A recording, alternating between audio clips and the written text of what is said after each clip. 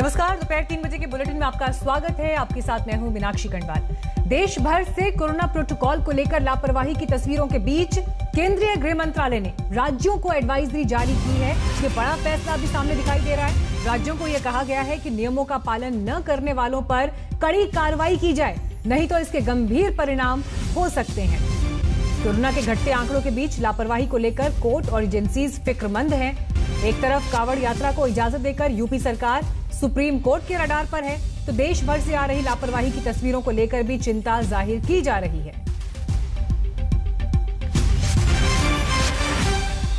और बात अगर अब कांवड़ यात्रा की ही की जाए तो कांवड़ यात्रा को इजाजत देकर यूपी की योगी सरकार सुप्रीम कोर्ट के रडार पर है।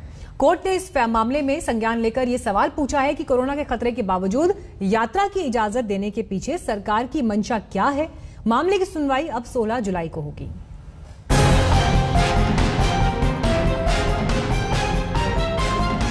कोरोना की तीसरी लहर की आशंका के बीच भी योगी सरकार ने कांवड़ यात्रा की इजाजत क्यों दी, ये सफाई अब उन्हें सुप्रीम कोर्ट में देनी होगी। सर्वोच्च अदालत ने यूपी सरकार को नोटिस जारी कर जवाब मांगा है। योगी सरकार के जवाब के बाद कोर्ट में 16 जुलाई को इस मुद्दे पर सुनवाई तय है। सुप्रीम कोर्ट ने इस मामले में खुद दखल दिया था। आज की सुनवाई के दौरान जस्टिस फली नरीमन ने बेहद सख्त टिप्पणी की। कांवड़ यात्रा की इजाजत देने वाले इस गंभीर मामले में हम सरकारों के विचार और रुख भी जानना चाहते हैं। भारत की जनता तो पूरी तरह किंग कर्तव्य विमूढ़, हतबुद्धि और बेपरवाह से दिखती है, क्योंकि प्रधानमंत्री कहते हैं कि तीसरी लहर की जबरदस्त आशंका के मद्देनजर हम कोविड प्रोटोकॉल में थोड़ी सी भी ढील या लापरवाही नहीं बरत सकते। दूसरी ओर लोग मनमानी पर आमादा हैं। कांवड़ यात्रा को इजाजत देने के पीछे सरकार अपनी मंशा प्रकट करे। सरकार का है, सरकार कह चुकी है कि उत्तर प्रदेश के अंदर कांवड़ यात्रा चलेगी, लेकिन उसके अंदर विशेष रूप से, और मुख्यमंत्री जी इसमें बल डालते जा रहे हैं कि जो भी स्टैंडर्ड प्रोटोकॉल्स हैं, जिसका मतलब सोशल डिस्टेंसिंग है, आपको आरटीपीसीआर का टेस्ट है, आपको उसके अंदर मास्क लगाना, ये हर चीजों का पालन किया जाएगा। आशंकाओं और बहस के बीच योगी सरकार ने कल ही कांवड़ यात्रा की सशर्त इजाजत दी है। अभी विस्तार से इसके लिए गाइडलाइंस जारी होना भी बाकी है। योगी आदित्यनाथ ने जरूरत पड़ने पर आरटीपीसीआर रिपोर्ट को भी आवश्यक शर्तों में शामिल करने को कहा है, लेकिन सुप्रीम कोर्ट के नोटिस के बाद उनके इस फैसले को लेकर विपक्ष ने हमला बोल दिया है। नागरिक की सुरक्षा और स्वास्थ्य की जिम्मेदारी सरकार की होती है। राज्य सरकारें अनिवार्य करे कि किसी भी नागरिक के स्वास्थ्य में और सुरक्षा में किसी तरह की भी चूक ना हो पाए। सोशल बिहेवियर का पालन करना बहुत जरूरी है, नियमों का, लेकिन मोदी जी पहले अपनी सरकारों को, अपने मुख्यमंत्रियों को, अपने लोगों को भी तो वो अवगत कराएं कि जब वो भंग कर रहे हैं। अभी उत्तर प्रदेश के मुख्यमंत्री जी ने क्या कहा, यात्रा जरूरी है, 4 धाम यात्रा जरूरी है।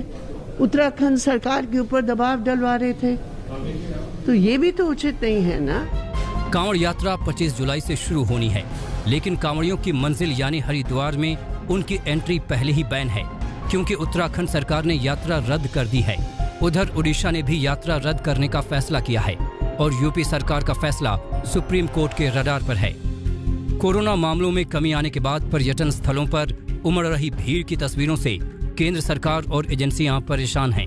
ऐसे में कांवड़ियों की भीड़ और एक राज्य से दूसरे राज्यों में इनका आना जाना कोरोना संक्रमण को और भड़का सकता है।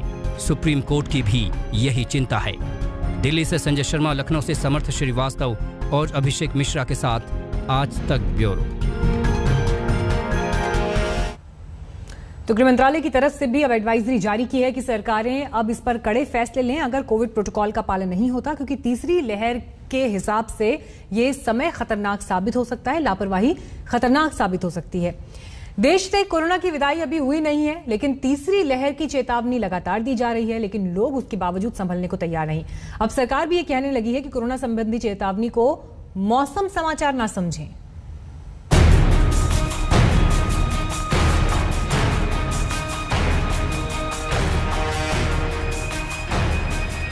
बात लोगों को समझाना जरूरी है कि तीसरी लहर अपने आप नहीं आएगी।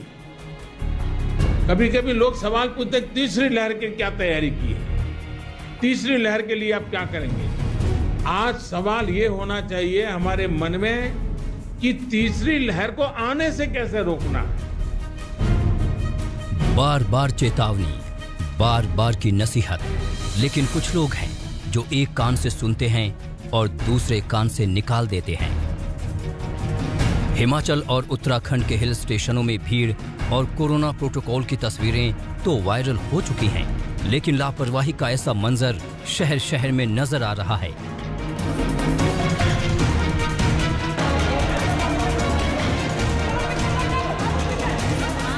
बिहार के गोपालगंज की इस तस्वीर को ही देख लीजिए। गोपालगंज के अंबेडकर भवन में ये भीड़ कोरोना टीका लगवाने के लिए उमड़ी है। तस्वीरें देखिए, लंबी कतार में लोग किस तरह एक दूसरे से चिपक कर खड़े हैं। अपनी बारी में जल्दी के लिए लोगों के बीच धक्का मुक्की हो रही है। लोग कुर्सियां फेंक रहे हैं। शांति बनाए रखने के लिए पुलिस को लाठियां भी फटकारनी पड़ रही है।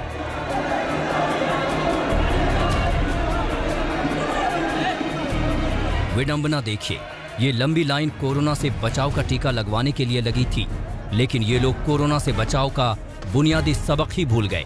मास्क और 2 गज की दूरी भी।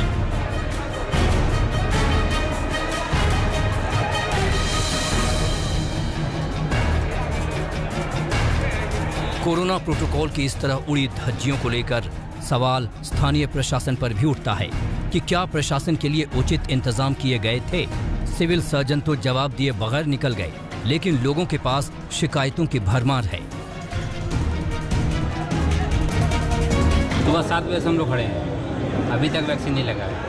पर डे का यही काम है। कल भी आए थे तो कल भी शाम को 4 बजे तक खड़े रहे। जब 4 बजे तो इन लोग बोले कि वैक्सीन खत्म हो गया है, इनका ड्यूटी खत्म, वैक्सीन खत्म। मैं यहाँ 4 बजे से लाइन लगाया हूँ बिना खाए पिए हुए। पूरा देखिए हमारा कपड़ा पूरा शरीर भीग चुका है। पानी पी के जी रहे हैं। ना यहाँ कोई पानी है, पानी का व्यवस्था है, ना पंखा का व्यवस्था है, ना ही यहाँ कोई पुलिस प्रशासन का कोई भी ठीक यहाँ कोई सुविधा नहीं है। अब पुणे जिले के सासवड़ का हाल देख लीजिए। संत सोपान काका महाराज मंदिर में मेला लगा हुआ है। भक्तिमय माहौल में भेड़ों के झुंड से मंदिर की परिक्रमा लगवाई जा रही है। ज्ञानोबा तुकाराम का जय घोष हो रहा है। कोरोना अप्रोप्रिएट बिहेवियर क्या होता है, कोविड की तीसरी लहर का खतरा क्या है, किसी को इससे कोई मतलब नहीं। असावधानी, लापरवाही, भीड़भाड़, ऐसे कारणों से कोरोना संक्रमण में भारी उछाल आ सकता है और इसलिए ये जरूरी है कि हर स्तर पर हर कदम गंभीरता के साथ उठाए जाए। अधिक भीड़ वाले जो आयोजन रुक सकते हैं, उनको हमें रोकने का प्रयास करना चाहिए। कुछ ऐसा ही हाल राजस्थान के धौलपुर जिले के सैपऊ में देखने को मिला। सैपऊ के गांव चितौरा स्थित लोक देवता बाबू महाराज के मंदिर में भंडारे का आयोजन हुआ तो सैकड़ों की भीड़ उमड़ गई। मंदिर परिसर में भीड़ की खबर जैसे लगी, पुलिस और प्रशासन में हड़कंप मच गया। आनन फानन में टीम मंदिर पहुंची तो लोगों में भगदड़ मच गई। सूचना प्राप्त होने पर कि गांव चितौरा में बाबू महाराज के यहाँ पर एक धार्मिक कार्यक्रम का आयोजन किया जा रहा है, जहाँ पर काफी बड़ी संख्या में भीड़ इकट्ठी है। सूचना प्राप्त होने पर मैं वहाँ पर गया तो मेरे को भीड़ ज़्यादा तो नहीं मिली, पर कुछ लोग वहाँ पे इकट्ठे हुए थे। उन लोगों को समझाई गई और कोविड के बारे में समझाया गया। लोगों ने अपनी सहमति प्रदान की और स्वेच्छापूर्वक अपने आप वहाँ से चले गए। जब हम थर्ड वेव की बात करते हैं तो हम थर्ड वेव को मौसम के समाचार की तरह से, वेदर अपडेट की तरह से सामान्य रूप में ले रहे हैं। हम उसकी गंभीरता और उससे संबंधित अपनी रेस्पॉन्सिबिलिटी को शायद जिस स्थाई पर समझने की जरूरत है, वहां पर कुछ चूक हो रही है। यह मानसून की बारिशों से आने से पहले कहीं हम घूमने चले जाएं, या ऐसा कोई सिंपल आचरण नहीं है, बल्कि वायरस वर्सेस ह्यूमन बीइंग, इसके बीच चलने वाली कंटिन्यूअस लड़ाई है। इसलिए जरूरी है कि हम सब यह समझें कि थर्ड वेव प्रकृति से ज्यादा हमारी प्रवृत्ति पर डिपेंड करेगी। इस चेतावनी को गंभीरता से लीजिए। पहली लहर के बाद की लापरवाही का नतीजा देश भुगत चुका है। अब एक और जानलेवा लहर को न्योता मत दीजिए। सावधान रहिए, एहतियात से चलिए। आज तक ब्यूरो। डेल्टा वेरिएंट गया नहीं और कप्पा आ गया। हम बात कर रहे हैं कोरोना महामारी की। राजस्थान में कोरोना के कप्पा वेरिएंट के 11 मरीज मिले हैं। कपा वेरिएंट का खतरा कितना बड़ा है, इस पर थोड़ा रुककर बात करें, लेकिन उससे पहले आपको उन लापरवाहियों की तस्वीर दिखा दें जिसकी वजह से कोरोना वायरस को फैलने का रास्ता मिल रहा है। और इन्हीं लापरवाहियों के आरोप में पुणे में एक दुल्हन को शादी के तुरंत बाद मुकदमे में उलझना पड़ गया।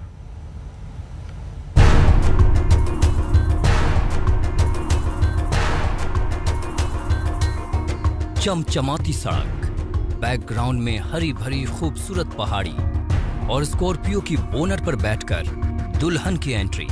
किसी भी वेडिंग इवेंट प्लान के लिए इससे बेहतर परफेक्ट तस्वीर क्या हो सकती है।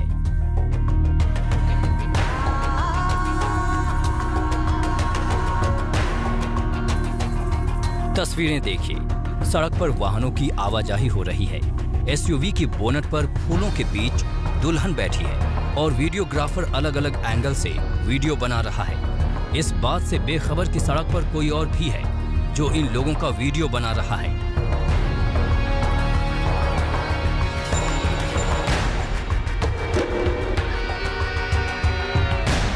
दूसरे एंगल से ये वीडियो देखिए।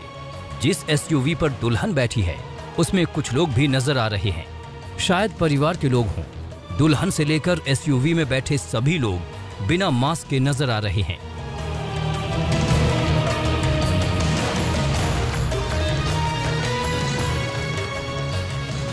अगर ये कोरोना काल नहीं होता तो वेडिंग एल्बम के लिए खूबसूरत तस्वीर होती, लेकिन एक शादी को यादगार बनाने का वेडिंग इवेंट प्लानर का ये आइडिया दुल्हन और इस शूटिंग से जुड़े लोगों पर भारी पड़ गया।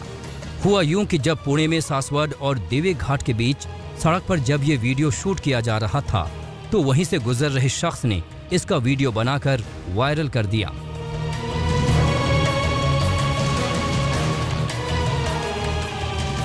वीडियो वायरल हुआ तो पुणे की देवे घाट पुलिस को इसकी खबर लगी। वीडियो में कार का नंबर दिख रहा था और उस नंबर की तस्दीक करते हुए पुलिस सीधे उस जगह पहुंच गई जहां दुल्हन की शादी की रस्म चल रही थी।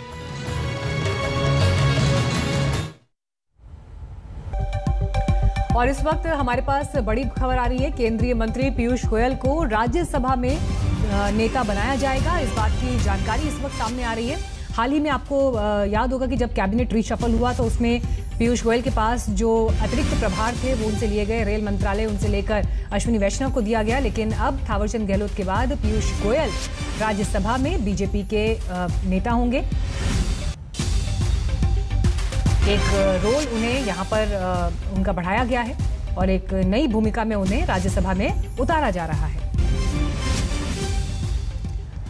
बात पावर पॉलिटिक्स की। राष्ट्रपति चुनाव के लिए प्रशांत किशोर ने शरद पवार वाला दांव चला है। सूत्रों के मुताबिक प्रशांत किशोर पवार को आगे कर बीजेपी को झटका देने की तैयारी में है। उनका यह मानना है कि विपक्ष अगर साथ आ जाए तो शरद पवार अगले राष्ट्रपति हो सकते हैं। आंकड़ों का गणित भी सही करने में वो लग गए हैं। कल ही प्रशांत किशोर की मुलाकात राहुल गांधी और प्रियंका गांधी से हुई। प्रशांत किशोर को लगता है कि नवीन पटनायक का समर्थन मिल गया तो बीजेपी का गणित गड़बड़ा सकता है और विपक्ष की एक मोर्चेबंदी यहां देश में सबसे बड़े संवैधानिक पद राष्ट्रपति के लिए होती हुई इस वक्त दिखाई दे रही है, जहां शरद पवार के नाम पर विपक्ष के नेताओं के बीच सहमति बनाने की कोशिश प्रशांत किशोर कर रहे हैं।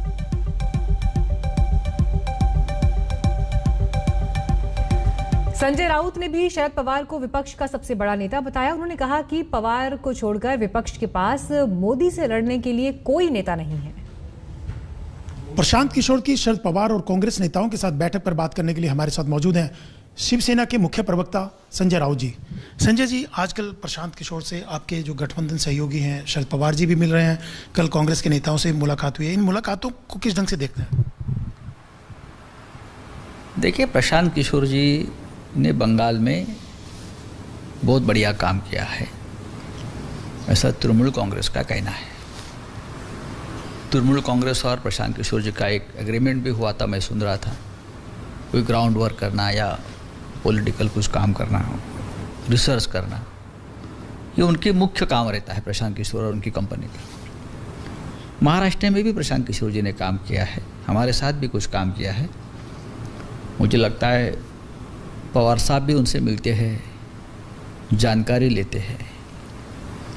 कल मैंने सुना कि राहुल गांधी जी ने भी उनसे कुछ बातचीत की है। प्रशांत किशोर जी को जानकारी तो अच्छी रहती है, पॉलिटिकल ज्ञान है, बिहार से है तो डीएनए में पॉलिटिक्स होना ही चाहिए बिहार की। लेकिन मुझे मालूम नहीं कि वो क्या करना चाहते हैं। अभी मैं सुनता हूँ कि आपके माध्यम से कि एक देश के अपोजिशन को एक लाने में उनका बड़ा योगदान है और योगदान कर सकते हैं। अच्छी बात है। अगर कोई नॉन पॉलिटिकल नेता इस प्रकार का काम कर रहा है और सब लोग उसको मान्यता देते हैं तो ज़रूर करना चाहिए। लेकिन इस देश के राजनीति में अगर आप सत्ताधारी पार्टी छोड़ दीजिए, मैं विरोधी पार्टी की बात कर रहा हूँ, सत्ताधारी पार्टी से ज़्यादा बड़े बड़े दिग्गज विरोधी पार्टी में बैठे हैं। हर स्टेट में एक एक बादशाह बैठा है, हर स्टेट का बादशाह है। ममता जी है वहाँ, शरद पवार साहब है, चंद्रा बाबू है, लालू यादव जी है, अखिलेश जी है। ये तो अपने राज्य में बड़े बड़े नेता हैं और अपनी उनकी ज़मीन पर मजबूती से खड़े हैं। अब ये सब एक साथ आना बहुत मुश्किल था और है आज भी। और आने के बाद नेता कौन, सबसे बड़ी दिक्कत तो ये फ्रंट का नेता कौन, ये पहले तय होना चाहिए। आज मोदी जी के सामने अगर आपको लड़ना है तो एक चेहरा चाहिए। संगठन है सबका नीचे, बीजेपी से भी ज़्यादा मजबूत संगठन है हमारा सबका। आपको लगता है कि मोदी के सामने चेहरा मिलना बहुत मुश्किल है? देखो, मुझे तो लगता है कि मोदी जी का चेहरा बहुत इम्पोर्टेंट है। आज ये सेकंड वेव जो आ गई थी कोरोना की, उसके बाद मोदी जी की लोकप्रियता में थोड़ी कमी आई है, जो ग्रोथ रेट उनका नीचे आया है। फिर भी मोदी जी है। वैसे पंडित नेहरू जी के ज़माने में भी आया था ना, जो चाइना वॉर के बाद और उससे पहले। लेकिन आज भी मोदी, प्रधानमंत्री मोदी जी ये देश के सबसे बड़े नेता है। उनका पार्टी का संगठन ज़मीन पर है और उनके सामने देखो कांग्रेस पार्टी है। बहुत से राज्यों में कांग्रेस पार्टी का अस्तित्व ही खत्म हो गया है। कांग्रेस पार्टी में लीडरशिप का क्राइसिस है, पार्टी का प्रेसिडेंट नहीं बन पा रहा है। राहुल गांधी जी नेता है, प्रियंका जी नेतृत्व कर रही है, सोनिया गांधी भी नेतृत्व करे, लेकिन फिर भी लोगों के मन में थोड़ा संभ्रम दिखता है मुझे। तो ऐसे में यूपीए है या और कोई फ्रंट बनता है तो उस फ्रंट का नेतृत्व कौन करेगा? यूपीए अधिक मजबूत होने की जरूरत है। फिलहाल हम रुक रहे हैं एक ब्रेक के लिए, लेकिन खबरें आगे जारी रहेंगी। आप देखते रहिए आज तक।